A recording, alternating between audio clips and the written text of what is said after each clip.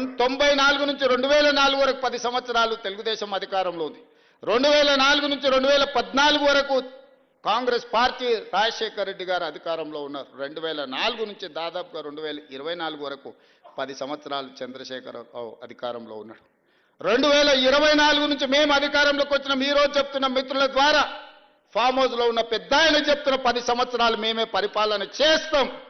10 సంవత్సరాలు నువ్వు ఫామ్ హౌస్లో ఉంటావు, ఆ తర్వాత శాశ్వతంగా అక్కడనే నీ చరిత్ర సమాధి అయిపోతుంది అని చెప్పి నేను స్పష్టంగా చెప్పదలుచుకున్నా. ప్రజలు విఘ్నులు, ప్రజలకు పరిపాలన తెలుసు. ప్రజలు ఎవరు ఏం చేస్తున్నారో, ఎవరు ఏం మాట్లాడుతున్నారో, ఎవరి ఆలోచన ఎట్లుందో ప్రజలు తెలియనంత అమాయకులా.